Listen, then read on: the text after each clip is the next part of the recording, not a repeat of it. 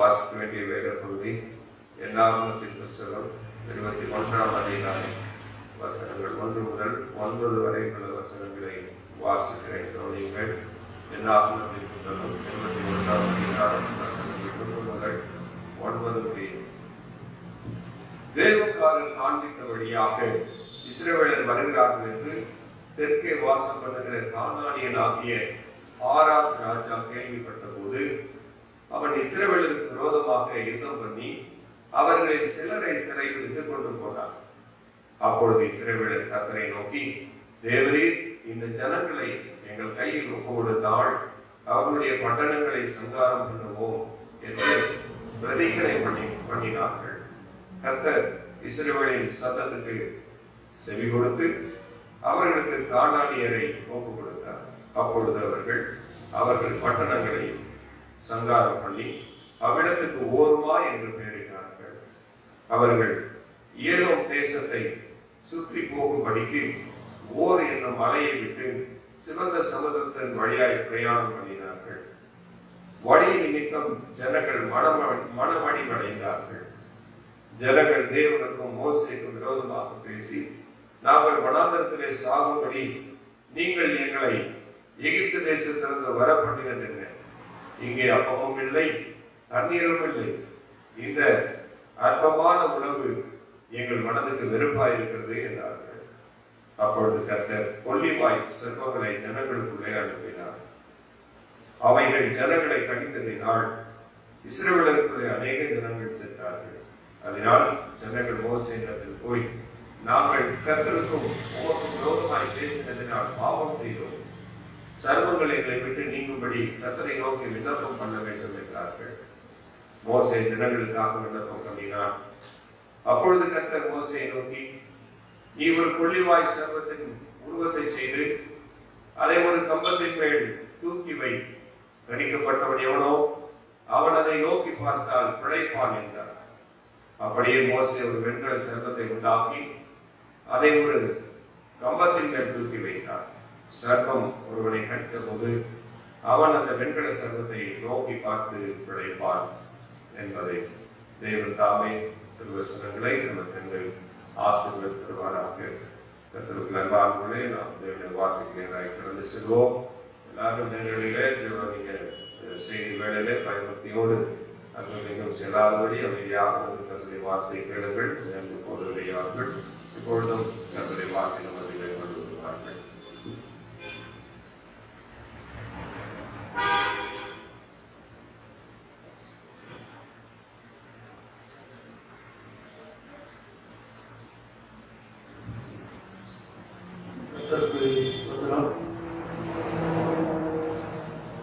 பரிசுத்த நாமம் மகிமைப்படுவதாக.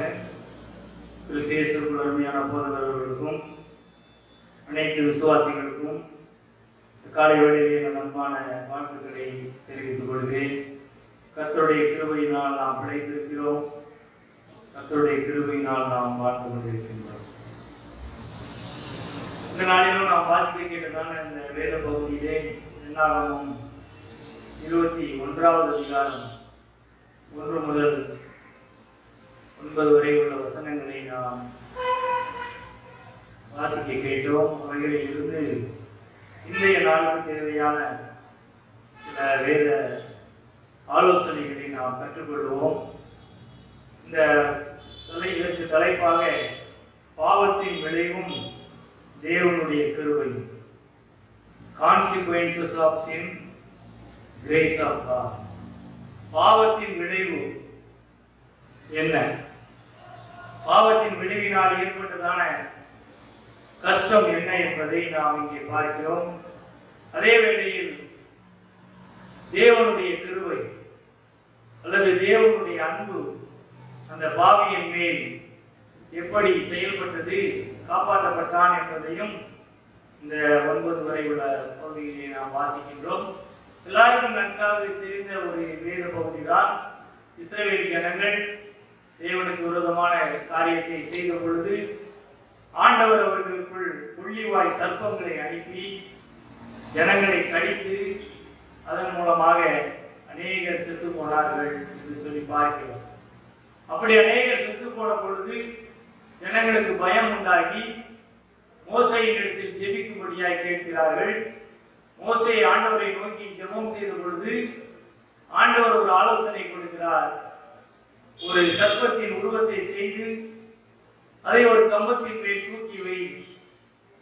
கடிக்கப்பட்டவன் எவனோ அவன் அதை நோக்கி பார்த்தால் பிழைப்பான் என்று சொல்லி அங்கே ஒரு ஆலோசனை கொடுக்கிறார். அதன்படி அங்கே ஒரு சர்ப்பமானது உயரத்தில் தூக்கி வைக்கப்படுகிறது ஒரு கம்பத்தின் மேல். அதை நோக்கி பார்த்தவர்கள் பிழைத்தார்கள் என்று சொல்லி பார்க்கிறோம். இதுதான் அன்றைக்கு நடைபெற்றதான ஒரு நிகழ்ச்சி. இன்றைக்கும் அதுதான் நம்முடைய தேசத்தில் வேறு விதமாய் நடைபெற்றுக் கொண்டிருக்கிறது. அன்றைக்கு பாம்பு கடித்ததினால் மனிதர்கள் செத்தார்கள். இன்றைக்கு வைரஸ் தாக்குவதனால் மனிதர்கள் மரித்துக் கொண்டிருக்கிறார்கள். நேற்று ஒரு போதகர் போன் பண்ணினார். காலையிலே கிட்டத்தட்ட மேற்கலூர் பகுதியிலே ஒரு 7 பேர் இறந்து விட்டார்கள். 15க்கும் மேற்பட்டவர்கள் பாதிக்கப்பட்டிருக்கிறார்கள். ஐயா, எங்களுடைய ஊருக்காக ஜெபம் செய்யுங்கள் என்று சொல்லி கேட்டார்கள். சுமாராய் அப்படியே ஒரு சின்ன ஒரு சர்வே போல் நம்முடைய வடக்கு, சாத்தாம்பாடி, கண்ணனம் இந்த பகுதிகளை எடுத்து பார்த்தால் குறைந்தபட்சம் ஒரு 3 இருந்து 5 பேர் வரை இறந்திருக்கிறார்கள். அதே போல குறைந்தபட்சம் ஒரு 15 பேருக்கு மேல் பாதிக்கப்பட்டவர்களாய் காணப்படுகிறார்கள். இன்னும் அந்த தாக்கத்தின் வேகம் அதிகமாக பரவி வருவதை மக்கள் அறிந்து கொள்ளாதவர்களாய் தான் காணப்படுகிறார்கள்.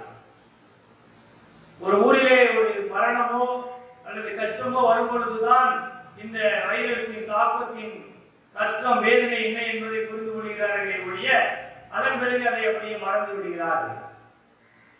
அரசாங்கம் பல சட்ட திட்டங்களை போட்டு நம்மை எப்படியாவது பாதுகாக்க வேண்டும் என்று சொல்லி பல முயற்சிகளை செய்து கொண்டிருப்பதை நாம் கண்கூடாக காண்கின்றோம்.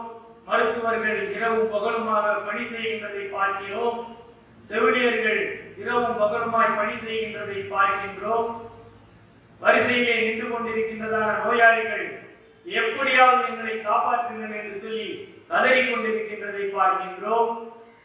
13 பேர் கடந்த வாரத்திலே செங்கல்பட்டிலே ஆக்சிஜன் இல்லாமல் மரித்ததாக கேள்விப்பட்டவே அதில் ஒரு நபர் நம்முடைய திருச்சபையை சார்ந்த இந்திரா நகர் திருச்சபையை சார்ந்ததான ஒரு அம்மா.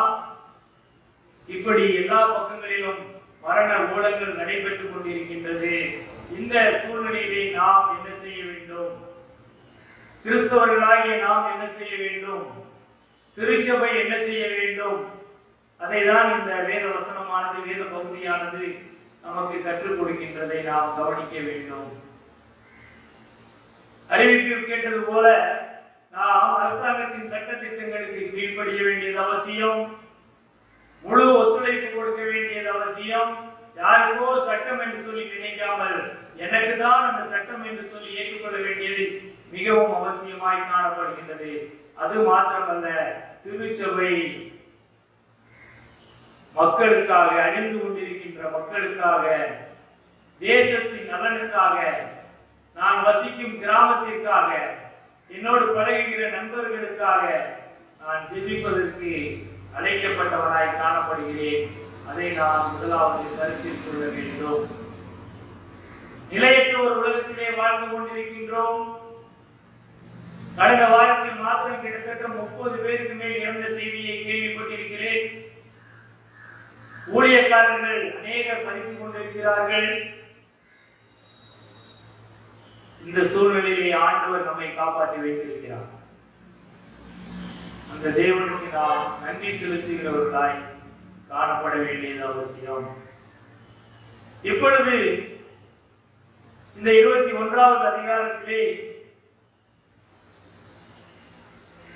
இஸ்ரவேல் ஜனங்கள் கானான் தேசத்தை நோக்கி பயணமாக வந்து கொண்டிருக்கிறார்கள். அவர்களோடு வந்த வேவுக்காரர்கள் 2 பேர், காலேப், யோசுவா. இந்த 2 பேரை தவிர வேறு ஒருவரும், புறப்பட்டவர்களில் ஒருவரும் கானான் தேசத்தை போய் சேரவில்லை என்பதை நாம் கருத்தில் கொள்ள வேண்டும். கிட்டத்தட்ட 2 வருட பயணம், இப்பொழுது எகிப்திலிருந்து 2 வருடம் பயணமாக வந்து கொண்டிருக்கிறார்கள். அப்படி அவர்கள் வந்து கொண்டிருக்கும் பொழுது அங்கே இடையிலே ஏதோமியர்களின் நிமித்தமாக வழி கிடைக்காதபடியினால் வேறு ஒரு வழியை அவர்கள் பயணத்திற்கு அவர்கள் வழியை திருப்புகிறார்கள் என்று சொல்லி பார்க்கின்றோம். எப்பொழுதுமே நாம் நம்மை வழிநடத்துகிற ஆண்டவரை பின்பற்றுவதற்கு அழைக்கப்பட்டவர்கள். அதை நாம் கருத்தில் கொள்ள வேண்டும். ஆண்டவர் என்ன ஒரு நோக்கத்தோடு கூட இந்த இடத்தில் என்னை வைத்திருக்கிறார், இந்த பாதையில் என்னை நடத்துகிறாரோ அவர் கடைசி வரை மரண பரியந்தம் என்னை நடத்துவார் என்கின்ற நம்பிக்கையில் வாழ்வதுதான் கிறிஸ்தவ வாழ்க்கை. இங்கே 2 வருடங்களாய் வழிநடத்தி கொண்டு வருகிற ஆண்டவர் இன்னும் சில நாட்களில் கானான் தேசத்துக்குள் இவர்களை கொண்டு போய் விடுவார். ஆனால் அப்படி அவ்வளவு பக்கத்தில் நெருக்கத்தில் இருக்கின்ற கானான் தேசத்துக்குள் போவதற்கு அங்கே தடை வந்தபடியினால் இப்பொழுது ஜனங்களே ஒரு வழியை அவர்கள் தெரிந்து கொண்டபடியினால் என்ன நடைபெறுகிறது என்று சொன்னால் கிட்டத்தட்ட 38 வருடங்கள் அவர்கள் அலைந்து திரிகின்ற ஒரு நிலையை சந்திக்கிறார்கள். அந்த 38 இது ஒரு 2 சேர்ந்த 40 வருட வனாந்தரத்தில் பயணம் செய்தார்கள் என்று சொல்லி பார்க்கின்றோம். சரி, எகிப்தில் இருந்து பலவிதமான அற்புதங்களை 10 வாதைகளை செய்து பார்வோன் ராஜாவின் கரத்திலிருந்து நம்மை காப்பாற்றி நம்மை வழிநடத்தி கொண்டு வருகிற ஆண்டவர் காட்டுகிற வழியில் நான் கடைசி வரை போவேன் என்று தீர்மானம் எடுக்காமல் திசை திரும்புகிறார்கள். அவர்களுடைய சொந்த முடிவுக்கு அவர்கள் வருகிறார்கள். அதனால்தான் 4வது வசனம் சொல்லுகிறது, அவர்கள் 7ஆம் தேசத்தை சுற்றி போகும்படிக்கு ஓர் என்னும் மலையை விட்டு சிவந்த சமுத்திரத்தின் வழியாய் பிரயாணம் பண்ணினார்கள். வழியின் நிமித்தம் ஜனங்கள் மனமடிவடைந்தார்கள். நானே ஒரு வழியை தெரிஞ்சுக்கிட்டேன்னா இதுதான் எனக்கு நடக்கும். கடவுள் என்னை வழி நடத்துவார் என்று சொன்னால் என் பாதை சரியான வழியாய் காணப்படும். வழி இதுவே, இதிலே நடவுங்கள் என்று சொல்லி சொல்கின்ற இறைவனின் சத்தம் அவருடைய பிள்ளைகளுக்கு கேட்கும். அதுதான் கர்த்தருடைய பிள்ளைகள் செல்ல வேண்டியதான ஒரு பாதை. நானே வழி என்று சொல்லி வழிகாட்டுகின்ற ஆண்டவர் என்னை வழி நடத்துகிறார் என்கின்ற நம்பிக்கையில் வாழ்வதுதான் கிறிஸ்தவ வாழ்க்கை. ஆனால் இங்கே ஜனங்கள் அவர்களுடைய வழியில் புறப்பட்டு சென்றபடியினால் அவிசுவாசத்தின் நிமித்தம் என்று சொல்லி அங்கே எபிரேயர்களின் புத்தகத்திலே நாம் பார்க்கிறோம். எபிரேயர் 3வது அதிகாரம் 19வது வசனத்திலே அவிசுவாசத்தினாலே அவர்கள் அதில் பிரவேசிக்க கூடாமல் போனார்கள் என்று சொல்லப்பட்டிருக்கிறது. விசுவாசம் அவிசுவாசம். விசுவாசிக்கிறவன் தேவன் காட்டுகிற வழியில் செல்கிறான். அவிசுவாசம் அவன் விரும்புகிற வழியில் அவனை அழைத்து செல்கிறது. அவன் விரும்புகிற வழியானது 2 வருடங்களில் கடக்க வேண்டிய இடத்தை 38 வருடங்கள் கடக்க செய்கிறது. யோசிப்பார்கள். ஆனாலும் ஆண்டவர் கிருபையும் இரக்கமும் நிறைந்தவராக இருந்தபடினால் இந்த 2 வருடங்களில் எப்படி இவர்களை வழி நடத்தினாரோ அப்படியே 38 வருடங்கள் வழி நடத்துகிறார். 40 வருடங்களும் டோட்டலாக அவர் வழி நடத்தி செல்கிறார் என்று சொல்லி பார்க்கிறோம். அவர் நம்மை விட்டு விலகுவதில்லை, நம்மை கைவிடுவதில்லை. கொள்ளாத வழியில் நான் கடந்து சென்றாலும் நான் திரும்பி அவருடைய பிள்ளையாய் வாழ வேண்டும் என்று சொல்லி ஆண்டவர் விரும்பி என்னை வழிநடத்துகிறார், என்னை போஷிக்கிறார். ஆனால் இங்கே நடைபெற்ற நிகழ்ச்சி என்ன என்று சொன்னார், அவர்கள் 38-40 வருடங்கள் அவர்கள் கடந்து போனார்கள். ஆனால் 2 பேர் தான் கானான் தேசத்தில் காலடி எடுத்து வைத்தார்கள், சுதந்திரித்துக் கொண்டார்கள். மீதி பேரெல்லாம் அழிக்கப்பட்டு விட்டார்கள். அவிசுவாசத்தின் நிமித்தமாக அவர்கள் வேதனையை சந்தித்து விட்டார்கள். பொல்லாத வழிகளை அவர்கள் தெரிந்து கொண்டபடியினால், பலவிதமான குழப்பங்களை அவர்கள் ஏற்படுத்தினபடியினால் ஆண்டவருடைய கோபம் அவர்கள் மேல் வந்தது என்று சொல்லி நாம் பார்க்கின்றோம். அந்த அவிசுவாசமானது என்ன செய்கிறது என்று சொன்னால் கர்த்தருக்கு விரோதமாய் செயல்பட்டது. கர்த்தர் உண்மை உள்ளவரும் போஷிப்பவரும் வழி நடத்துகிறவரும் எதிரிகளிலிருந்து இருந்து காப்பவரும் தம் ஜனங்களுக்கு உண்மை உள்ளவருமாக இருந்தார் என்று சொல்லப்படுகிறது. கர்த்தர் தம்முடைய ஜனங்களுக்கு உண்மை உள்ளவராய் இருந்தார். ஆபிரகாம் சொன்ன அந்த வாக்குத்தத்தத்தை நிறைவேற்றுவதில் அவர் உண்மை உள்ளவராக இருந்தார். ஆகவே அவர் ஜனங்களை 40 வருடங்கள் வழிநடத்தி சென்றார் என்று சொல்லி பார்க்கிறோம். ஆனால் இந்த வழிகளின் நிமித்தம் ஜனங்கள் மனம் அடிவடைந்தார்கள். அதனாலதான் இந்த வழியை நாம் திருப்ப வேண்டும். இரண்டு குமாரர்களில் ஒரு குமாரன் தகப்பனை விட்டு தூரமாய் போய்விட்டான். தகப்பனின் வழி அவனுக்கு பிடிக்கவில்லை. தன் வழியை அவன் தெரிந்து கொண்டான். வாழ்க்கையின் இறுதி கட்டத்திற்கு வரும்பொழுது பசி கொடுமை தாங்கவில்லை. பண்டிகையின் உணவை சாப்பிடலாமா என்கின்ற தீர்மானம். அதே வேளையில் புத்தி தெரிந்த பொழுது தகப்பன் வீட்டை தேடி போக வேண்டும் என்கின்ற எண்ணம் அவனுக்குள் எழுந்தபடியினால் தகப்பன் வீட்டிற்கு வந்து சேர்கிறான், வழியை மாற்றி விடுகிறான் என்று சொல்லி பார்க்கிறோம். இன்றைக்கு இந்த வார்த்தையை கேட்கின்ற அருமையான தேவனுடைய பிள்ளைகளே, என்னுடைய சுய வழி ஒளிந்து போவதாக, என் ஆண்டவர் காட்டுகின்ற பாதையில் கடந்து செல்வேனாக, அந்த தீர்மானத்துக்கு நாம் வர வேண்டும் என்று சொல்லி பார்க்கின்றோம். இப்படிப்பட்டதான இந்த ஜனங்கள் இந்த அழைத்து கொண்டு வருகின்ற அந்த மோசையை பார்த்து வனாந்தரத்தில் சாக கொடுக்குவா எங்களை அழைத்து கொண்டு வந்திருந்தார்கள். அவங்க என்னெல்லாம் பண்றாங்க பாருங்க. they complained about the lack of food. சாப்பாடு எங்களுக்கு கிடைக்கல, சரியா கிடைக்கலன்னு ஒரு குற்றச்சாட்டை கொண்டு வருகிறார்கள்.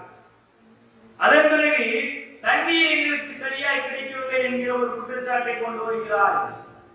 அதன் பிறகு இந்த மன்னாவை தவிர எங்களுக்கு வேற சாப்பாடே இல்லையா என்று ஒரு குற்றச்சாட்டை கொண்டு வர்றார். அவர்கள் கொண்டு வந்த குற்றச்சாட்டில் ஏதாவது ஒரு குறையை ஆண்டவர் செய்தாரா? அவர்களுக்கு தன் சாப்பாடு இல்லாத ஒரு சூழ்நிலை, நாங்க பட்டினியா கிடந்தோம், எங்களை சாப்பிடாம எங்களை பத்தினியாய் ஆண்டவர் இந்த வனாந்தரத்திலே வழிநடத்தினார் என்று யாராலும் சொல்ல முடியுமா? குடிப்பதற்கு நாங்கள் தண்ணீர் இல்லாமல் இருந்தோம் என்று அவர்கள் அங்கே முறுமுறுத்தார்கள் என்று சொல்லி பார்க்கின்றோம். ஆனால் ஆண்டவர் கண்மலையை உடைத்து அவர்களுக்கு என்ன கொடுத்தார்? தண்ணீர் கொடுத்தார் என்று சொல்லி பார்க்கின்றோமே. ஒரு நாள் மன்னாவத்தவர் எங்களுக்கு சாப்பாடு இல்லையா என்று சொல்லும் பொழுது ஆண்டவர் கீழ்காற்றை வீச செய்து காளைகளை கொண்டு வந்து கொடுத்து, நீங்கள் விரும்புகின்ற இறைச்சிகளை சாப்பிட்டு மகிழ்ச்சியாய் வாழுங்கள் என்று அவர்களை வழிநடத்தினாரே. இது இறைவனின் வழிநடத்துதல். மனிதனின் வழிநடத்துதல் எதாக இருக்கிறது என்று சொன்னார், வனாந்தரத்தில் சாக கொடுக்கவா எங்களை அழைத்து கொண்டு வந்தீர். இறைவனின் மேல் குற்றம் சாட்டுகின்றது மனிதனின் வேலையாய் காணப்படுகிறது. ஆனால் ஆண்டவரோ, அழைத்த தேவனோ, அவர் உண்மை உள்ளவராக இருந்து அவர் நம்மை வழி நடத்தி செல்கிறார் என்பதை நாம் மறந்துவிடக் கூடாது. ஒவ்வொரு ஸ்டெப் எடுத்து பார்த்தால் வாழ்க்கையில், ஊழியத்தின் பாதையில், இந்த நிர்வாக சம்பந்தமான காரியங்களில் தேவன் என்னை வழிநடத்துகிறதை என்னால் உணர்ந்து கொள்ள முடியும். தேவன் நம்மை வழிநடத்துகிறார் என்பதை நம்மால் புரிந்து கொள்ள முடிகின்றதா? யோசிப்பார்கள். எத்தனையோ பேர் இன்றைக்கு நமக்காக ஜெபிக்கிறார்கள், நமக்காக பல உதவிகளை செய்வதற்கு முன்வந்து நிற்கிறார்கள், செய்து கொண்டிருக்கிறார்கள். காரணம் என்ன என்று சொன்னால், வனாந்தரத்தின் வழியாய் அழைத்து வந்த ஆண்டவர் என் தேவைகளை சந்திக்கிறவராய் காணப்படுகிறார். ஏனென்றால் நான் அவருடைய பாதத்தை, அவருடைய பாதையை நான் பின்பற்றுகிறவனாய் காணப்படுகிறேன். ஒருவேளை எனக்கு உணவு இல்லாமல் இருக்கலாம் இன்றைக்கு, ஆனால் என்னை அவர் ஒரு நாளும் பசியாய் அவர் போட்டதே இல்லை. அவர் எனக்கு எப்படி உணவை கொடுத்து என்னை காப்பாற்றுகிறவராகவும், குடிக்க தண்ணீர் கொடுக்கிறவராகவும், ஒவ்வொரு நாளும் எனக்கு வேண்டிய எல்லா விதமான ஆகாரத்தையும் அவர் கொடுத்து என்னை வழிநடத்துகிறவருமாக தான் இருக்கிறாரே ஒழிய, அதான் எனக்கு கேட்டார் ஒரு பாஸ்டர், வெளிநாட்டில் ஒரு பாஸ்டர் பேசினார், எப்படி அற்புதராக இருக்கிறார், எப்படி உன் தேவைகளை நீ சந்தித்துக் கொண்டு. நான் சொன்னேன், கிட்டத்தட்ட 40 வருடங்களாய் நான் இந்த ஊழியத்தை செய்கிறேன். என்றைக்கு நான் இந்த ஊழியத்திற்கு அழைக்கப்பட்டு ஆண்டவருக்கு என்னை அர்ப்பணித்துள்ளோம், அந்த நாளில் இருந்து இந்த நாள் வரைக்குமாய் என் தேவன் என்னை ஒரு நாளும் கைவிடவில்லை. என்னுடைய போஷிப்பதிலும் எனக்கு வேண்டிய உதவிகளை செய்வதிலும் அவர் ஒரு நாள் குறைவு வைக்கல. என் கை வெறுங்கையாக இருக்கலாம், ஆனால் என் தேவைகளை அவர் சந்திப்பதில் தவறியதே இல்லை அப்படின்னு என்ன இப்படி சொல்றார்? எஸ், உண்மை எல்லாம். கர்த்தர் உண்மை உள்ளவராக இருந்து, அழைத்த தேவன் உண்மை உள்ளவராக இருந்து என்னை வழிநடத்துகிறார். அது உண்மை, அது சத்தியம். அதை நாம் அறிந்து கொள்ள வேண்டும் என்று ஆண்டவர் விரும்புகிறார். சாட்சி சொல்ல வேண்டும் என்று ஆண்டவர் விரும்புகிறார். தேவன் எங்களை போஷிக்கிறார். தேவன் எங்களுக்கு குடிப்பதற்கு வேண்டிய தண்ணீரை கொடுக்கிறார், தேவன் எங்களுக்கு வேண்டிய அன்றாட உணவுகளை உடைகளை எனக்கு கொடுக்கிறார் என்று சொல்லி நாம் சொல்ல வேண்டுமே ஒழிய அதற்கு மாறாக அவர் எங்களை வனாந்தரத்தில் சாக கொடுக்க அழைத்து கொண்டு வந்தார்னு சொல்லலாமா? அதுக்காக கொண்டு வர்றாரு. நீ சாகணும்னா அங்கேயே சாக வச்சிருப்பாரு, அங்கேயே நீ போய் செத்தல இருக்கு வைத்தோடு தேடிட்டு சொல்லி உன்னை அங்கேயே போட்டிருப்பாரு. அவர் உன்னை பாலும் தேடும் ஓடுகிற கானானுக்கு கொண்டு போக வேண்டும். என்னுடைய மகன் ஆபிரகாமுக்கு நான் கொடுத்த வாக்குத்தத்தத்தை நிறைவேற்ற வேண்டும். அவனுடைய சந்ததி பாலும் தேடும் ஓடுகிற தேசத்தை சுதந்திரித்து நலமாக சுகமாக வாழ வேண்டும் என்றெல்லாம் வேண்டி உன்னை அழைத்துக் கொண்டு வந்தார். அவர் அழைத்ததின் நோக்கம் வேறே, நீ அனுபவிக்கின்ற அனுபவம் வேறே. ஆகவேதான் உன் வாய் சொல்கிறது, வனாந்தரத்தில் சாகடிக்கவா என்னை கொண்டு வந்தீர்கள் என்று கேட்கிறது. பாவத்தின் விளைவும் தேவனுடைய கிருபையும் என்று சொல்லி பார்த்துக் கொண்டிருக்கின்றோம். பாவத்தின் விளைவு இப்படி பேச சொல்கிறது, எங்களை சாகடிக்கவா கொண்டு வந்தீர் என்று பாவத்தின் விளைவு பேச சொல்கிறது. ஆனால் தேவனுடைய கிருபை என்ன சொல்கிறது என்று சொன்னால், அவர்களுக்கு வேண்டிய உணவை அவர் 40 வருடங்களாக கொடுத்தாரா இல்லையா?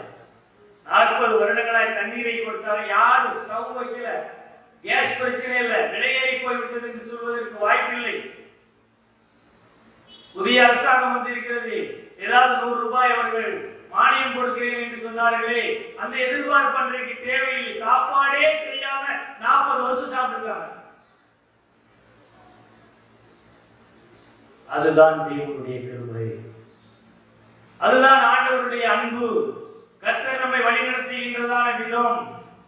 இதே ஆண்டவர் அப்படிப்பட்ட காரியங்களை செய்யும் பொழுது அந்த ஜனங்கள் என்ன செய்கிறார்கள் என்றால், தேவனுக்கும் மோசேக்கும் விரோதமாய் பேசி, நாங்கள் வனாந்தரத்திலே சாகும்படி நீங்கள் எங்களை ஈட்டி தேசத்திலிருந்து வரப்பண்ணினது என்ன?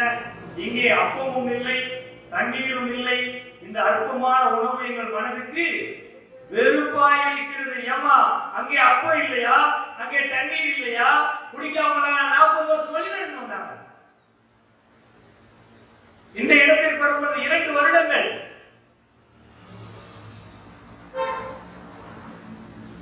இந்த உணவு எங்கள் மனதுக்கு வெறுப்பாக இருக்கிறது. ஒரே மண்ணான்னு கொடுத்துட்டு இருக்கீங்களே, அது எங்களுக்கு வெறுப்பாக இருக்கின்றது. இல்லப்பா, நீங்க இறைச்சி சாப்பிடுங்க, காடைகளை அடித்து சாப்பிடுங்க, உங்களுக்கு எல்லா விதமான காரியத்தை நான் செய்கின்றேன். அதற்கு மாறாக நீங்கள் இறைவனை குறை சொல்கிறவர்களாகவும், இறைவனுக்கு விரோதமாய் முறுமுறுக்கிறவர்களாகவும், இறைவனால் வழிநடத்தப்படுகின்ற தலைவர்களுக்கு விரோதமாய் பேசுகிறவர்களாகவும் இல்லாமல் தேவனை சார்ந்து வாழ வேண்டும் என்று சொல்லி ஆண்டவர் அங்கே விரும்புகின்றதை நாம் பார்க்கின்றோம். இந்த இஸ்ரவேல் ஜனங்களின் பாவம், இதுவரைக்குமாய் வழிநடத்தி கொண்டு வந்த ஆண்டவரை குறித்து அவர்கள் எந்த விதமான குற்றங்களை சொல்லி அவர்கள் பாவத்தை சம்பாதிக்கிறார்கள் என்று சொன்னால், இங்கே அப்பமும் இல்லை, தண்ணீரும் இல்லை, அற்பமான உணவு மனதுக்கு வெறுப்பாய் இருக்கிறது. பாவத்தை, எப்படிப்பட்ட பாவத்தை ஆண்டவரின் மேல் அவர்கள் சுமத்துகிறார்கள் என்று பாருங்கள். கர்த்தருடைய பிள்ளைகள் அப்படி நாம் சொல்வதற்கு அழைக்கப்பட்டவர்கள் அல்ல. கர்த்தருடைய கிருபை எனக்கு போதும், கர்த்தர் என்னை போஷிக்கிறார், கர்த்தர் எனக்காக ஒரு காகத்தை அனுப்பி வைக்கிறார், கர்த்தர் என்னை எல்லா விதங்களிலும் நேசிக்கிறார் என்று சொல்கிற பிள்ளைகளாய் இருக்க வேண்டும் என்று ஆண்டவர் விரும்புகிறார். இந்த இஸ்ரவேலர்கள் இப்படி வெறுப்பாய் பேசினபடியினால் ஆண்டவருக்கு கோபம் வருகிறது. 6வது வசனத்திலே, அப்பொழுது கர்த்தர் கொள்ளிவாய் சர்ப்பங்களை ஜனங்களுக்குள்ளே அனுப்பினார், அவைகள் ஜனங்களை கடித்ததினால் இஸ்ரவேலருக்குள்ளே அநேக ஜனங்கள் செத்தார்கள். ஆண்டவருக்கு விரோதமாய் பேசும் பொழுது நடைபெறுகின்ற காரியம் என்ன? அதை விட அமைதியாயிடலாம். நன்மையோ தீமையோ அதை குறித்து பேசுவதற்கு எனக்கு எந்த ஒரு தகுதியும் இல்லை என்று அமைதியாகி விடலாம். மாறாக அவர்கள் இறைவனை குறித்து குறை சொன்னார்கள். அதனுடைய பிரதிபலன் அவர்கள் அங்கே மரணத்தை சந்தித்துக் கொண்டிருக்கிறார்கள் என்று சொல்லி பார்க்கின்றோம். இந்த இஸ்ரவேலர்கள் செய்த பாவங்கள் 3 விதமான பாவங்களை செய்வதாக அங்கே வேத வல்லுநர்கள் அழகாக விஸ்தரிக்கிறார்கள். அதிலே முதலாவது பாவம் என்னவென்றால் they rejected God himself. தேவனையே அவர்கள் தள்ளிவிட்டார்கள். அதுதான் உண்மை இல்லையா? அழைத்து கொண்டு வந்த ஆண்டவரையே என்ன செய்து விட்டார்கள்? அவர்கள் தள்ளிவிட்டார்கள். என்னாகும் 11வது அதிகாரம் 1வது வசனம் சொல்கிறது, ஜனங்கள் முறையிட்டுக் கொண்டிருந்தார்கள், அது கர்த்தருடைய செவிகளில் பொல்லாப்பாய் இருந்தது. இஸ்ரவேல் புத்திரர் எல்லாரும் மோசேக்கும் ஆரோனுக்கு விரோதமாக முறுமுறுத்தார்கள். சபையார் எல்லாரும் அவர்களை நோக்கி, எகிப்திலே செத்து போனோமானால் நலமாயிருக்கும், இந்த வனாந்தரத்தில் நாங்கள் செத்தாலும் நலம், சாவதற்கு ஆண்டவர் உன்னை அழைத்துக் கொண்டு வரவில்லை, வாழ்வதற்கு ஆண்டவர் உன்னை அழைத்துக் கொண்டு வந்தார். ஆனால் அந்த அழைத்துக் கொண்டு வந்த ஆண்டவரை குறித்து பேசுகின்ற இந்த இஸ்ரவேல் ஜனங்கள் தேவனை மறந்து பேசுறார். ஒரே ராத்திரியில் எகிப்து தேசத்தின் அத்தனை முதல் பிறந்த குழந்தைகளையும் அங்கே மரணத்துக்குள்ளாய் கொண்டு போய் யாரெல்லாம் அங்கே வாசற்படியிலே பஸ்கா ஆட்டுக்குட்டியின் ரத்தத்தை அடையாளமாக அங்கே வைத்திருந்தார்களோ அந்த அடையாளமாக இருந்த அத்தனை வீடுகளையும் காப்பாற்றி, இதற்கு மேல் நீங்கள் இங்கே இருக்க வேண்டாம், புறப்பட்டு சென்று உங்கள் தேவனுக்கு ஆராதனை செலுத்துங்கள் என்று சொல்லி அனுப்பி வைத்த பார்வோன் ராஜா இவ்வளவு அற்புதங்களையும் செய்து கொண்டு வந்த ஆண்டவரை அவர்கள் மறந்து இப்பொழுது சொல்றாங்க, நாங்க அங்க செத்தாலும் நல்லா இருக்கும், இல்ல இங்கேயாவது செத்தா மரணம் தான் எங்களுக்கு முடிவு என்று நினைக்கிறார்களே ஒழிய எங்களை வழிநடத்துகிறவர் இறைவன் என்பதை அவர்கள் மறந்து விட்டார்கள். கஷ்டம் வரும், பாடுகள் வரும், துன்பங்கள் வரும், அழிவுகள் வரும், கொள்ளை நோய்கள் வரும், எல்லாவற்றையும் நாம் சந்திப்பதற்கு தான் அழைக்கப்பட்டிருக்கின்றோம். ஆனால் இவைகளின் மத்தியிலே கர்த்தர் என்னோடு கூட இருக்கிறார் என்பதை நாம் மறந்துவிடக் கூடாது. அதற்கு மாறாக இறைவனை மறந்து வார்த்தையினால் அவரை துன்பப்படுத்துகிறவர்களாய், மனநோவோ கொண்டு வருகிறவர்களாய் நாம் காணப்படக்கூடாது என்பதை நாம் அறிந்து கொள்ள வேண்டும். என்னாகும் 16:11 சொல்கிறது, ஜனங்கள் மோசேயையும் ஆரோனையும் நோக்கி, நீங்கள் கர்த்தரின் ஜனங்களை கொண்டு போட்டீர்கள், கொன்னுட்டீங்க நீங்க தான். 17:12 சொல்கிறது, இஸ்ரவேலின் புத்திரர் மோசேயை நோக்கி, இதோ செத்து அழிந்து போகிறோம், நாங்கள் எல்லாரும் அழிந்து போகிறோம். தலைவர்களுக்கு விரோதமாய் பேசுவது இங்கே தேவனுக்கு விரோதமாய் பேசுவதாகும். மோசே ஆரோன் என்கின்ற தலைவர்களை பார்த்தவர்கள் பேசுவது மோசேயை பேசவில்லை, ஆரோனை பேசவில்லை. அவர்கள் யாரை பேசுகிறார்கள்? ஆண்டவரை பேசுகிறார்கள். அழைத்துக் கொண்டு வந்த இறைவனை பேசுகிறார்கள். இறைவனை அவர்கள் தள்ளிவிட்டு விட்டார்கள்.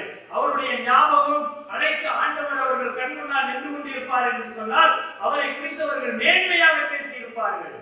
அதற்கு மாறாக அவர் எங்களை சாகடிப்பதற்கு இங்கே கொண்டு வந்தார் என்று சொல்லி அவர்கள் அங்கே கடவுளை மறந்து பேசுகின்றதை பார்க்கின்றோம். ஆனால் வேதம் அழகாக சொல்கிறது, நீ என்னால் மறக்கப்படுவதில்லை, நீ என்னால் மறக்கப்படுவதில்லை, உன்னை மறப்பதற்கு நான் தெரிந்து கொள்ளவில்லை என்று சொல்கிறார்.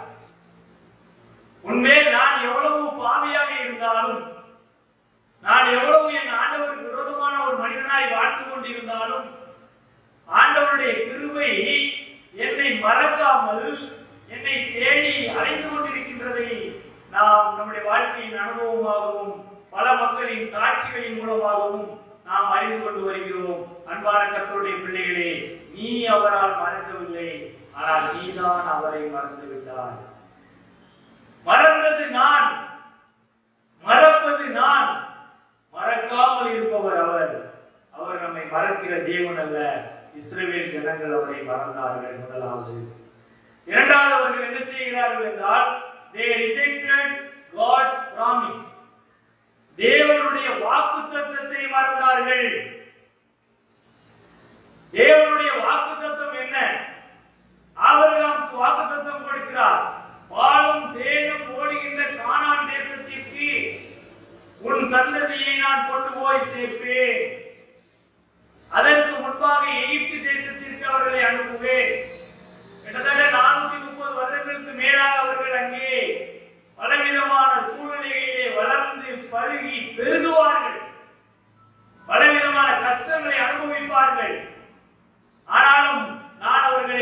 அந்த எகிப்திலிருந்து வெளியே கொண்டு வந்து விடுவேன்.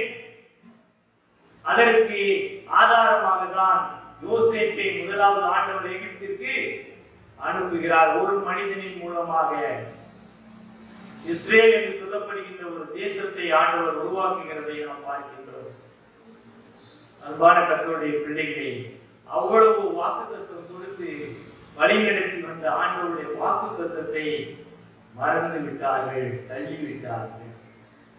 இன்றைக்கும் ஆண்டவர் நான் உன்னை போஷிப்பேன், நான் உன்னை வழிநடத்துவேன் என்று சொல்லி நம்மை ஆண்டவருடைய வார்த்தையின் மூலமாக ஒவ்வொரு நாளும் உற்சாகப்படுத்திக் கொண்டு வருகின்றதை பார்க்கின்றோம். ஒவ்வொரு நாள் வேதத்தை வாசிக்கும் பொழுதும் ஆண்டவரை இன்றைக்கு நீர் என்னோடு கூட பேச வேண்டும், இது இந்த வார்த்தை எனக்கு சொந்தமானது, எனக்குரிய வார்த்தையை நீ தர வேண்டும் என்று சொல்லி யாரெல்லாம் அந்த வாக்குத்தத்தத்தின் மேல் வாஞ்சையாய் அதை தேடுகிறவர்களாய் காணப்படுகின்றோமோ அவர்களுக்கு அந்த வாக்குத்தத்தம் அவர்கள் வாழ்க்கையில் நிறைவேறுவது உண்மை. அவர் பொய் சொல்லுகின்ற ஆண்டவர் அல்ல. இவ்வளவு வருடங்களுக்கும் 400 வருடங்களுக்கு முன்பாக சொன்ன ஒரு வார்த்தை, அதை இன்றைக்கு எகிப்தில் இஸ்ரவேல் ஜனங்கள் வாழ்க்கையிலே அவர் வழிநடத்தி சென்று வந்து கொண்டிருக்கிறார் என்று சொன்னார். அவர் வார்த்தையில் மாறாதவர், நாம் தான் வார்த்தையை மறக்கின்றவர்கள், நாம் தான் வார்த்தையை தள்ளிவிடுகிறவர்களாய் காண. அவர் சொல்வார், அவர் சொன்னால் அவர் நிறைவேற்றுவார், அவர் கட்டளையிட்டால் அது நிறைவேற்றப்படும். கிட்டத்தட்ட இந்த இடத்தில் அவர்கள் நின்று கொண்டிருக்கும் பொழுது சிவந்த அந்த இடத்தை அவர்கள் ஏதோமே அவர்கள் கடந்து வருவதற்கு ஆண்டவரிடத்தில் ஆலோசனை கேட்டு செயல்பட்டு இருப்பார்கள் என்று சொன்னால் அவர்களை ஒருவேளை அவர் உடனே கூட கானான் தேசத்துக்கு கொண்டு வந்திருப்பார். ஆனால் இவர்கள் ஆண்டவருடைய வார்த்தையை தள்ளினவர்களாக இருந்தபடியினால் 38 வருஷம் அலைந்து திரிகின்றனர். இந்த வார்த்தைக்காக வாடுகிற பிள்ளைகளை தான் தேவன் இன்றைக்கு எதிர்பார்த்துக் கொண்டிருக்கிறார். இந்த வார்த்தையின் மேல் நம்முடைய வாழ்க்கையை கட்ட வேண்டும் என்று சொல்லி ஆண்டவர் விரும்புகிறார். வார்த்தை என்பது ஆண்டவராகிய இயேசு கிறிஸ்துவுக்கு அடையாளமாக கொடுக்கப்படுகிறதை நாம் மறந்துவிடக் கூடாது. வார்த்தையாய் இருந்த இறைவன் மாம்சமாகி நமக்குள் வாசம் பண்ணும் இயேசு கிறிஸ்து என்கிற பெயரில் இந்த பூமியிலே பிறந்தார் என்பதை நாம் மறந்துவிடக் கூடாது. ஆகவே வாக்குத்தத்தம் என்பது என் இயேசுவை குறிப்பது, என் இரட்சகரை குறிப்பது, என் மீட்பரை குறிப்பது. அவரை தள்ளிவிடுவதற்கு நான் அழைக்கப்பட்டவன் அல்ல, அவரை ஏற்றுக்கொள்வதற்கு நான் அழைக்கப்பட்டவன். அதனால அவர் சொன்னாரு, யோவான் 3வது அதிகாரம் 14-15 நிக்கோதேமை பார்த்து பேசும்பொழுது என்ன சொல்லுகிறார்? நிக்கோதேமை இயேசுவோடு பேசும் பொழுது, சர்ப்பமானது மோசேயினால் வனாந்தரத்திலே உயர்த்தப்பட்டது போல மனுஷகுமாரனும் தன்னை விசுவாசிக்கிறவன் எவனும் கெட்டு போகாமல் நித்திய ஜீவனை அடையும்படிக்கு உயர்த்தப்பட வேண்டும். நித்திய ஜீவன் உனக்கு உண்டு, அதற்கு நீ எதை ஏற்றுக்கொள்ள வேண்டும் என்று சொன்னார்? அவருடைய வாக்குத்தத்தத்தை, இயேசு கிறிஸ்துவை நீ ஏற்றுக்கொள்ள வேண்டும். இயேசு எனக்காக இந்த உலகத்தில் மனிதனாய் பிறந்தார், இயேசு எனக்காக இந்த உலகத்திலே சிலுவையை சுமந்தார், இயேசு எனக்காக சிலுவையிலே தன்னுடைய இரத்தத்தை சிந்தினார், இயேசு எனக்காக மரித்து அடக்கம் பண்ணப்பட்டார், இயேசு இன்றைக்கு உயிரோடு கூட இருப்பது எனக்காக. இன்றைக்கும் அவர் என்னை நேசிக்கிறார், அவருடைய வார்த்தையின் மூலமாக என்னை வழிநடத்துகிறார். அந்த வார்த்தையாகிய வேத புத்தகத்தை என் கரத்தில் கொடுத்திருக்கிறார். இதை நான் வாசிக்கும் பொழுது, இதை நான் நேசிக்கும் பொழுது, இதை நான் விசுவாசிக்கும் பொழுது அவருடைய வார்த்தை என்னை வழிநடத்துகிறது. அதை நான் பின்பற்றுவேன் என்கின்ற தீர்மானத்தை திருச்சபை எடுக்க வேண்டும் என்றுதான் ஆண்டவர் விரும்புகிறார். வார்த்தையினால் உடன்படிக்கை செய்த இறைவன். ஆனால் இஸ்ரவேல் ஜனங்களோ தேவனுடைய வார்த்தையை என்ன செய்தாங்க? மறந்தவர்களாய் காணப்பட்டார். தேவனுடைய வாக்குத்தத்தம் எல்லாம் கிறிஸ்து இயேசுவுக்குள் ஆம் என்றும் ஆமென் என்றும் இருக்கிறது என்று சொல்லி பார்க்கின்றோம். ரோமர் 3வது அதிகாரம் 4வது வசனம் சொல்கிறது, தேவனே சத்தியபரன், எந்த மனுஷனும் பொய்யன். உலகத்திலே பிறந்த ஒவ்வொரு மனிதனும் பேசுகின்ற, நானும் கேட்கின்ற நீயும் யார்தான்? பொய்யர்கள். சத்தியபரன் ஒருவர்தான், நம்முடைய தேவனாகிய கர்த்தர், நம்முடைய இரட்சகராகிய இயேசு கிறிஸ்து மாத்திரமே. நீருடைய வசனங்களில் வெற்றி அடைக்கும்படிக்கு அவர் இந்த வாக்குத்தத்தத்தை நமக்கு கொடுத்திருக்கிறார். அருமையான கர்த்தருடைய பிள்ளைகளே, இஸ்ரவேல் ஜனங்கள் வாக்குத்தத்தத்தை மறந்தார்கள். அதனால்தான் அவர்கள் சொன்னார்கள், இங்கே அப்பமும் இல்லை தண்ணீரும் இல்லை, இந்த அற்பமான உணவு எங்கள் மனதுக்கு வெறுப்பாய் இருக்கிறது என்று சொன்னார்கள். நம்ம அப்படி சொல்ல முடியுமா? சொல்லக்கூடாது. கஞ்சாத ஆண்டவர் கொடுக்கிறார், கூடாத ஆண்டவர் கொடுக்கிறார். பிரியாணி இல்லை பரவாயில்ல, கறி இல்லை பரவாயில்லை, ஆனால் வயிற்றுக்கு வேண்டிய கோதுமை தோசையை கொடுக்கிறார். கொடுக்காம இருக்கிறாரா? இல்லையா? கொடுக்கிறார், போஷிக்கிறார். எனக்கு எது வேண்டுமோ அதை அறிந்து அவர் எனக்கு தேவைகளை சந்திக்கிற ஆண்டவராக இருக்கிறார் என்பதை நான் மறந்துவிடக் கூடாது. இஸ்ரவேல் ஜனங்கள் மறந்தது போல அங்கே அவர்கள் தேவனை மறந்தார்கள், தேவனுடைய வாக்குத்தத்தத்தை மறந்தார்கள். அடுத்தபடியாக they rejected God's provision. தேவைகளை சந்திக்கும் தேவனின் செயல்களை தள்ளினார்கள், மறந்தார்கள். தேவன் தேவைகளை சந்தித்துக் கொண்டிருக்கிறாரே, அவருடைய செயல்களை அவர்கள் மறந்தவர்களாய் காணப்படுகிறார்கள். யாரும் ஒருபடி அரிசி எடுத்து வரல. நாங்கள் சென்னை பட்டணத்திற்கு ஊழியத்திற்காக புறப்பட்டு வரும் பொழுது ஒரு 5 கிலோ அரிசி, ரேஷன் அரிசி, ஏதோ ஒரு அரிசியை கையில் ஒரு பக்கெட்ல போட்டு எடுத்து வந்தார். காரணம் என்னவென்றால், போன இடத்துல எப்படி இருக்குமோ தெரியாது, கஞ்சியால் காய்ச்சி குச்சி இடிச்சுக்கலாம், விளைத்துக் கொள்ளலாம் என்று சொல்லி வந்தோம். ஆனால் 6 லட்சத்திற்கு மேலான புருஷர்களோடு புறப்பட்ட இஸ்ரவேல் ஜனங்கள் ஆண்டவர் யாரையும் சாப்பாட்டுக்கு கொஞ்சம் கொஞ்சம் அரிசி எடுத்துமான்னு சொல்லல, வீட்டில் இருக்கிற மாவு எடுத்துவான்னு சொல்லல, எதையுமே சொல்லவில்லை. நீங்கள் புறப்பட்டு வாருங்கள், நான் உங்கள் தேவைகளை சந்திப்பேன் என்று சொன்னாரே ஒழிய, அவர் இன்றைக்கும் அதே வாக்குத்தத்தம் சந்திக்கிற ஆண்டவராய் தான் காணப்படுகின்றார். இதைதான் மறந்துட்டாங்க. இதை மறந்துதான் சொல்றாங்க, இங்கே அப்பமும் இல்லை தண்ணீரும் இல்லை, மனதுக்கு வெறுப்பாய் இருக்கிறது. எவ்வளவு தூரம் ஆண்டவர் வழி நடத்துகிறார்கள். மனசாட்சி இருக்கிறவர்கள் அதை தொட்டு பார்த்து யோசித்து பார்த்து பேச வேண்டும். இறைவன் உன் தேவைகளை சந்திப்பதில் ஒருவேளை காலதாமதமாகி இருக்கலாம், ஆனால் உன்னை அவர் தேவைகளை சந்திப்பதின் நிமித்தமாக தலைமுடிய வைத்த ஆண்டவர் அல்ல. எந்த விதத்திலாவது உன் தேவைகளை அவர் சந்திக்கிறார். வளர்த்தி அருட்பணி திருச்சபை ஊழியர்கள் அந்த விதமாய் தான் வழி நடத்தப்பட்டுக் கொண்டிருப்பதற்கு சாட்சி நானே. 40 வருடங்களாய் இந்த ஊழியத்தில் கணக்கு வழக்குகளை எழுதி கொண்டு இந்த நிர்வாகத்தை அம்மாவோடு கூட இணைந்து நடத்தின ஒரு மனிதன். நான் சொல்கிறேன், என் தேவன் இந்த ஊழியத்தின் தேவைகளை சந்திக்கிறார் என்பதில் ஒரு நாளும் அதில் குறை சொல்வதற்கு வாய்ப்பே இல்லை. அவர் வழி நடத்தி கொண்டுதான் இருக்கிறார். கடந்த வருடம் முழுவதும் திருச்சபை நடத்தப்படவில்லை, ஆனால் அவர் எங்களை வழி நடத்தி கொண்டுதான் இருக்கிறார். இன்றைக்கும் அவர் வழி நடத்துகிறவராக தான் இருக்கின்றார். இதை ஒவ்வொரு மனிதனும் அறிந்து கொள்ள வேண்டும். என் தேவைகளை சந்திக்கின்ற ஆண்டவர் நம் வாய்ப்பிலிருந்து அவர் என்னை கைவிட்டு விட்டார் என்று சொல்லக்கூடாது. ஏனென்றால் இயேசு கைவிடார் என்றுதான் வார்த்தை சொல்லப்பட்டிருக்கிறது. இயேசு ஒரு நாள், ஜீசஸ் நெவர் fails. ஒரு நாள் இயேசு கைவிட மாட்டார். அதை அறிந்து கொள்ள வேண்டும், அதை புரிந்து கொள்ள வேண்டும். அதை அறியாமல் தான் இன்றைக்கு மனிதர்கள் வாழ்ந்து கொண்டிருக்கின்றோம். 2 வாரம் இப்பொழுது லாக்டவுன் ஆக போகிறது. ஆனால் இந்த 2 வாரம் ஆண்டவர் நிச்சயமாய் நம்மை போஷிப்பார், நம்முடைய தேசத்தை போஷிப்பார், ஜனங்களை போஷிப்பார். சூழ்நிலை அறிந்ததான முதல்வர் கூட 2000 ரூபாய் நாளைக்கே கொடுக்கணும்னு சொல்லி இருக்கிறார். ஏன் சொல்கிறேன் என்று சொன்னால், நம்மை அழைத்த ஆண்டவர் அவர் உண்மை உள்ளவராய் இருக்கிறபடினால் நம்முடைய தேவைகளை சந்திப்பதிலும் அவர் எந்த குறைவும் வைப்பதில்லை. இங்கே இஸ்ரவேல் ஜனங்களுக்கு எந்த குறையும் வைக்காமல் அவர்களை போஷித்து 3 நேரமும் சாப்பாடு. அப்படியே வானத்தை பார்த்தா பூமியில் என்ன இருக்குது? சாப்பாடு. என்ன காற்று வீசுகிறது என்று பார்த்தால் காளைகள் வந்து குவிந்து கொண்டிருக்கின்றது.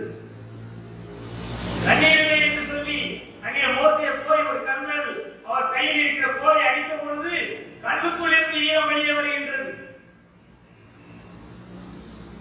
இப்படியெல்லாம் அற்புதமாய் தேவைகளை சந்தித்த ஆண்டவர் இன்றைக்கும் அவர் சந்திக்கிற ஆண்டவராக தான் இருக்கிறார். அதுதான் உண்மை. வளர்த்தி அருட்பணி ஊழியக்காரர்கள் எவ்வளவோ வறுமையான சூழ்நிலை, மிக குறைந்த ஒரு வருமானம், ஆனாலும் ஆண்டவர் இதுவரைக்கும் யாரையும் அவர் கைவிடவில்லை, கைவிடவும் மாட்டார். அதுதான் சத்தியம், அதுதான் உண்மை. ஆகவே அன்பான கர்த்தருடைய பிள்ளைகளே, இங்கே அப்பமும் இல்லை, தண்ணீரும் இல்லை, இந்த அற்பமான உணவு எங்கள் மனதுக்கு வெறுப்பாய் இருக்கிறது என்று அவர்கள் சொன்னார்கள். ஆனால் நாம் சொல்வதற்கு அழைக்கப்பட்டவர்கள் அல்ல. நமது சொந்த விருப்பங்களே நமது பாலைவன அலைச்சல்களுக்கு காரணமாகிறது என்று ஒருவர் சொல்லுகிறார். அதான் உண்மை.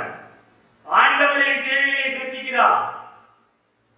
ஆனால் என்னுடைய சொந்த விருப்பம், அந்த விருப்பத்தை நிறைவேற்றுவதற்காக நான் அலைந்து திரிகிறேன் பாரு, அதுதான் பாலைவன அலைச்சல். என்னை ஆண்டவர் வழிநடத்தட்டும் சொல்லி இருக்கணும். அதை விட்டுவிட்டு நான் அதை தெரிந்து கொள்வேன், நான் அதை பிடித்துக் கொள்வேன், நான் அதை எடுத்துக் கொள்வேன், நான் அதில் வெற்றியை காண்பேன் என்று நீ அலைந்து கொண்டிருந்தால் நீ அலைஞ்சிட்டு தான் இருக்கணும். அலைஞ்சிட்டு இருக்கிற நீ என்னதான் சொல்வ? எங்க அப்பவும் இல்லை, தண்ணீரும் இல்லை, எங்கள் மனது வெறுப்பாய் இருக்கிறது என்று தான் சொல்வாய். ஆனால் ஆண்டவர் உன்னை வழிநடத்தி சொல்வார் என்றால் 5000 பேர் கடந்து மீட்டிங் நடத்திட்டு இருக்கிறார். யாராவது சோத்தை பத்தி யோசித்தாங்களா? எல்லாரும் அவருடைய செய்தியை குறித்து, அவர் என்ன சொல்கிறார் என்பதை குறித்து, அவருடைய வார்த்தைகளை குறித்து தாகமாய் உட்கார்ந்து கொண்டிருந்தார்கள். ஆனால் அவர்களை கூட்டம் முடிந்த பிறகு அனுப்புகின்ற ஆண்டவர் இவர்களை நான் பசியாய் அனுப்புவதற்கு விருப்பப்படவில்லை. இவர்கள் பசியோடு வீட்டிற்கு செல்வதை என் மனம் ஏற்றுக்கொள்வதில்லை. தேவைகளை சந்திக்கிற ஆண்டவர் 5 அப்பத்தையும் 2 மீனையும் வைத்து அத்தனை பேரையும் போஷித்து அனுப்புகிறார் என்று சொல்லி பார்க்கிறோம். பஞ்சம் எங்கே போவது என்று தெரியாத ஊழியக்காரர் அவரே சொல்றார், அந்த ஆத்தாக்கரையில போய் உட்காரு, அங்க தண்ணீர் வந்து குடிக்கிறதுக்கு. சில நேரத்தில் வெறும் தண்ணியை குடிச்சு கூட வாழ்வதற்கு நம்மை அனுப்புவார். போவதற்கு புறப்படுவதற்கு நாம் ஆயத்தமாயிருப்போம் என்று சொன்னார். அந்த வார்த்தைக்கு கீழ்ப்படிந்து நாம் அந்த தண்ணீரை குடிக்கின்ற இடத்திற்கு போவோம் என்று சொன்னார். அவர் யார் அனுப்புவார்? ஒரு காகத்தின் மூலமாய் இறைச்சியை உனக்கு அனுப்புகிற ஆண்டவராய் இருக்கிறார். அல்லேலூயா. இப்படிப்பட்ட தேவனை நம்பி வாழ்கின்ற வாழ்க்கையை தான் ஆண்டவர் நம்மிடத்தில் எதிர்பார்க்கிறார். இந்த ஜனங்கள் தேவனை மறந்தார்கள், தேவனுடைய வாக்குத்தத்த வசனங்களை, வார்த்தைகளை மறந்தார்கள். ஆண்டவர் தேவைகளை சந்திக்கிறார் என்பதை இவர்கள் மறந்து போய்விட்டார்கள். ஆண்டவர் சீசர்களை அனுப்பும் பொழுது கூட எதையும் எடுத்துட்டு போவாங்க என்றார். ரெஸ்ட் மட்டும் ஒன்று எடுத்துட்டு போ, எக்ஸ்ட்ரா இது எதையுமே நீ கொண்டு போவாதே. நான் உன்னை போஷிக்கின்ற இறைவன், நான் உன் தேவைகளை சந்திக்கிற ஆண்டவர், நான் உன் குறைகளை நிறைவாக்குகிற ஆண்டவர். அப்படிதான் நம்மை அனுப்புகிறார். இன்றைக்கும் நம்மை வழிநடத்தி கொண்டிருக்கின்றார். அதைதான் இன்றைக்கு அவருடைய வசனத்தின் மூலமாக நம்மோடு கூட பேசிக் கொண்டிருக்கிறார். ஆனால் ஜனங்கள் விதமான 3 தவறுகளை செய்தபடியினால் ஆண்டவருடைய கோபம் அங்கே அவர்களுக்கு வந்தது. ஆகவே அந்த கோபத்தின் பிரதிபலனாக ஆண்டவர் பாம்புகளை, கொள்ளிவாய் சர்ப்பங்களை அனுப்பி இஸ்ரவேலர்களை என்ன செய்கிறார்? அங்கே சாகடிக்கிறார் என்று சொல்லி பார்க்கின்றோம். ஒருவேளை இன்றைக்கு நம்முடைய தேசத்தில் எந்த விதமான தாக்குதல், ஜனங்கள் மரணம், இவைகளை நாம் குறித்து பார்க்கும் பொழுது ஒருவேளை பாவம் பெருகி இருக்கின்ற ஒரு சூழ்நிலையை நாம் அறிந்து கொள்ள வேண்டும். தேவனுக்கு விரோதமாய் செயல்படுகின்ற காரியங்களை நாம் கண்கூடாக பார்த்துக் கொண்டிருக்கின்றோம். ஜனங்கள் தங்கள் வாழ்க்கையில் தங்களை குறித்த காரியங்களில் மாத்திரம் ஈடுபடுகிறவர்களாய் இருக்கிறதை பார்த்துக் கொண்டிருக்கிறோம். பாவத்தை தண்ணீராய் பருகிக் கொண்டிருக்கின்ற ஒரு உலகத்திலே வாழ்ந்து கொண்டிருக்கின்றோம். இறை பற்று, இறை பயம் என்பதே இல்லாத ஒரு தேசமாய் நாம் வாழ்ந்து கொண்டிருக்கிறதை பார்க்கின்றோம். பணம் சம்பாதித்தால் போதும், அதுதான் வாழ்க்கை என்று சொல்லி பணத்தை தேடி அடைகிறவர்களாய் வாழ்ந்து கொண்டிருக்கின்றோம். அதனுடைய பிரதிபலன், எச்சரிப்பு ஒருவேளை இதுவாக இருக்கலாம், நமக்கு தெரியாது. ஆண்டவரை தேட வேண்டும். ஆண்டவர் கொடுத்த வார்த்தைகளை வைத்து அவரை நாம் நம்பி வாழ வேண்டும்.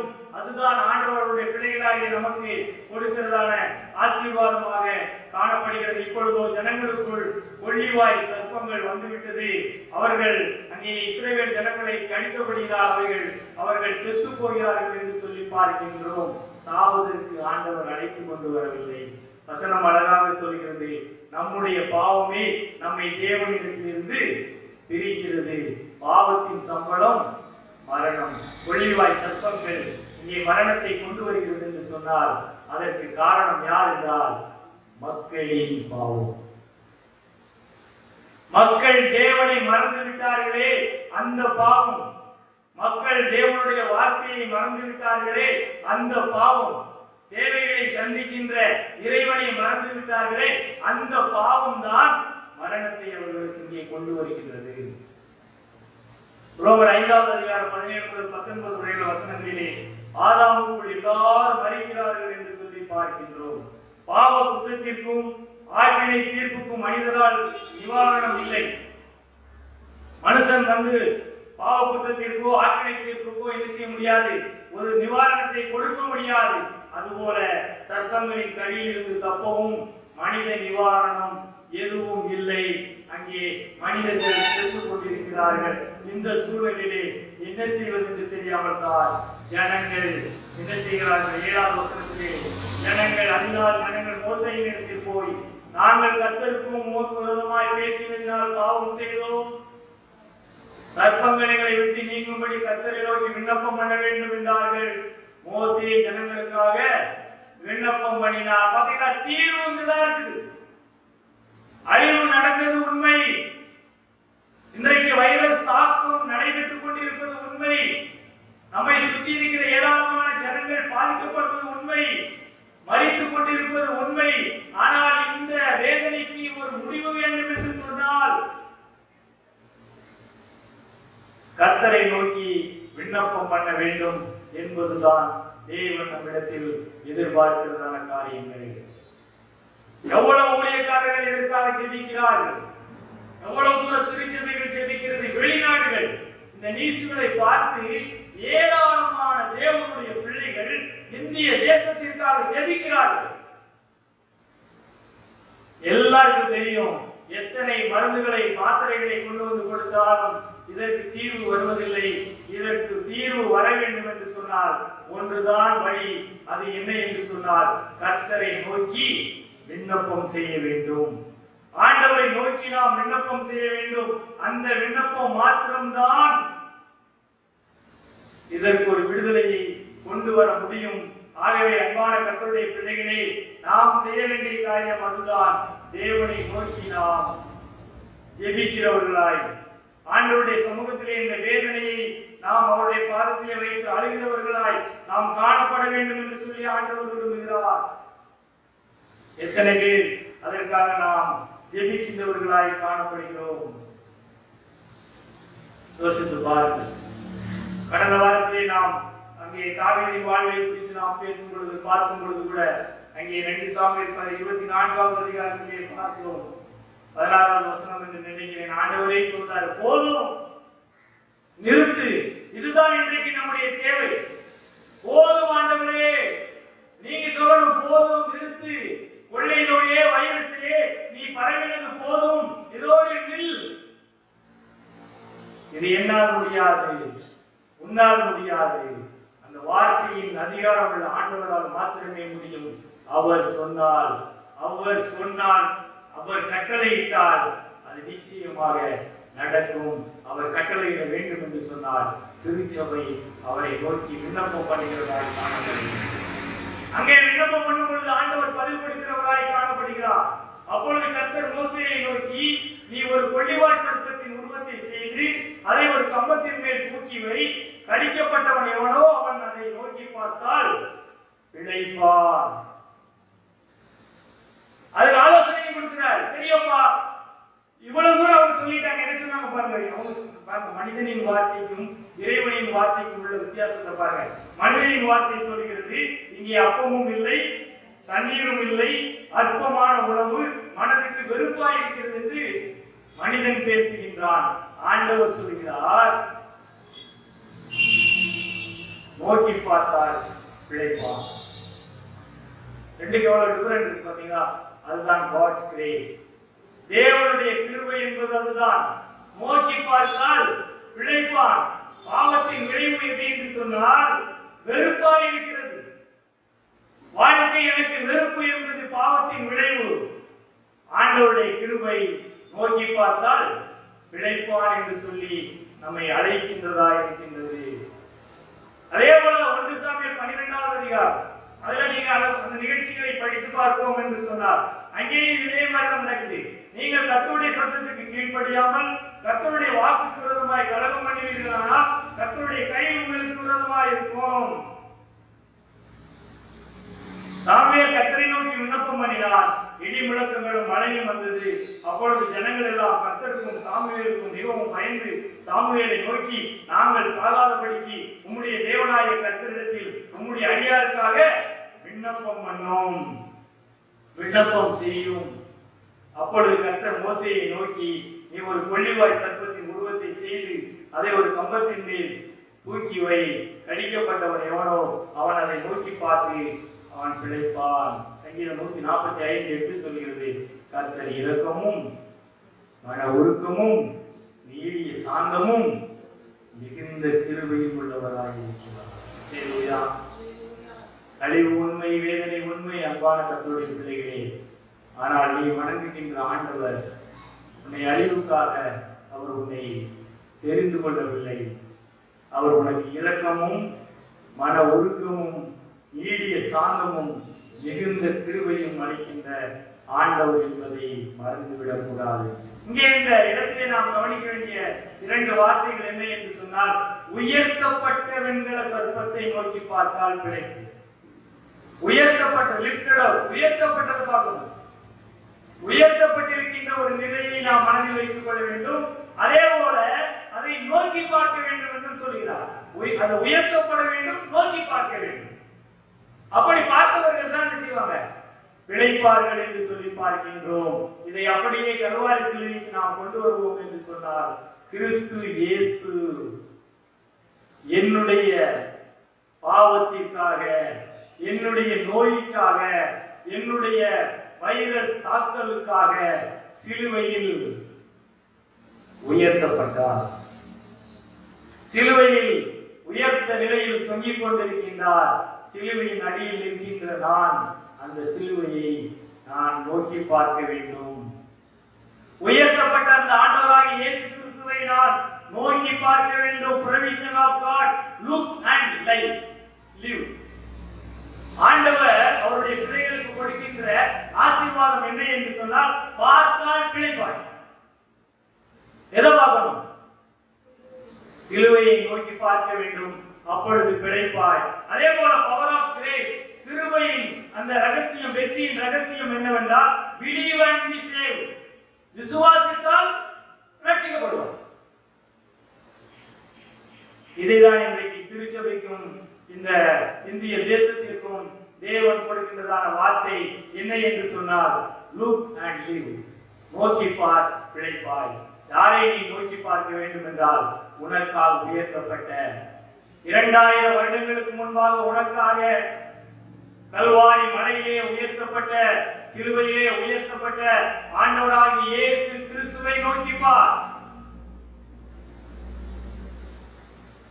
அவரை நோக்கி பார்த்தால் உனக்கு பிழைப்பு இருக்கிறது. நீ பிழைக்க வேண்டும் என்று விரும்பினால் அவரை நோக்கி பார். அதற்கு மாறாக இங்கே அப்பமும் இல்லை, தண்ணீரும் இல்லை, அற்பமான உணவு, வெறுப்பாய் இருக்கிறது என்கின்ற முறுமுறுப்புகளை விட்டுவிட்டு பாவியாகி என்மேல் கிருபையாயும் ஆண்டவரே என்று சொல்லி கிருபையை சொல்கின்ற ஆண்டவரின் மேல் அவரை நோக்கி பார்க்கிற பிள்ளைகளாய் வாழ இந்த காலை வேளையில் நாம் அழைக்கப்படுகிறோம். திருச்சபை அழைக்கப்படுகிறது. ஆகவே இஸ்ரவேல் ஜனங்கள் they rejected God himself. தேவனை தள்ளினார்கள். they rejected God's promise. தேவனுடைய வாக்குத்தத்தத்தை தள்ளினார்கள். they rejected God's provision. தேவனை சந்திக்கும் தேவனின் செயல்களை தள்ளினார்கள். அப்படிப்பட்ட சூழ்நிலையிலும் ஆண்டவர் one more chance அவர்களுக்கு கொடுத்தார். அது என்ன என்று சொன்னால், look and live. நோக்கி பார் பிழைப்பாய் என்று சொன்னார். நோக்கி பார்க்கும்படியாய் அழைக்கப்படுகிறோம். நோக்கி பார்த்தால் பிழைப்போம். கர்த்தர் நம்மை ஆசீர்வதிப்பாராக. கண்களை மூடி ஜெபிப்போம். கிருபை நிறைந்த நல்ல ஆண்டவரே, இந்த காலை வேளைக்காய் நாங்களுக்கு நன்றி செலுத்துகிறோம். ஒன்றுக்கும் உதவாத ஆண்டவரே ஊழியர்கள் கர்த்தருடைய கிருபையினால் உடைய வார்த்தையை ஆண்டவரே எங்கள் மூலமாக திருச்சபைக்கு கொடுத்து கொண்டு வருகிறீர். ஒரு பெரிய அழிவை நாங்கள் சந்தித்துக் கொண்டிருக்கின்றோம். எல்லா ஊரிலும் மரணம் ஆண்டவரே, எல்லா ஊரிலும் வைரஸ் தாக்கம் ஆண்டவரே, எல்லா ஜனங்களும் பயத்தோடும் நடுக்கத்தோடும் வாழ்ந்து கொண்டிருக்கிறோம் ஆண்டவரே. ஆனால் விடுதலைக்காக நீ கொடுக்கிற வார்த்தை என்ன என்று சொன்னால், உம்மை நோக்கி பார்த்தால் பிழைப்பான். ஆண்டவரே, உம்மை நாங்கள் நோக்கி பார்க்க வேண்டும் என்று நீர் எதிர்பார்க்கிறீர். அதுதான் நாங்கள் செய்ய வேண்டிய பிரதான கட்டளை என்பதை நாங்கள் உணர்கிறோம். இந்த காலை வேளையிலே சிலுவையில் அறையப்பட்ட உயர்த்தப்பட்ட எங்கள் ஆண்டவராகிய இயேசு கிறிஸ்துவின் சிலுவையை நாங்கள் நோக்கி பார்க்கிறோம். ஆண்டவரே, எங்களை நீர் காப்பாற்றும். நாங்கள் பிழைக்க நீர் எங்களுக்கு உதவி செய்யும். இந்த வார்த்தைகளுக்காக எனக்கு நன்றி செலுத்துகிறோம். கிறிஸ்து இயேசுவின் நாமத்தில் ஜெபிக்கிறோம். ஜீவனுள்ள நல்ல பிதாவே. ஆமென்.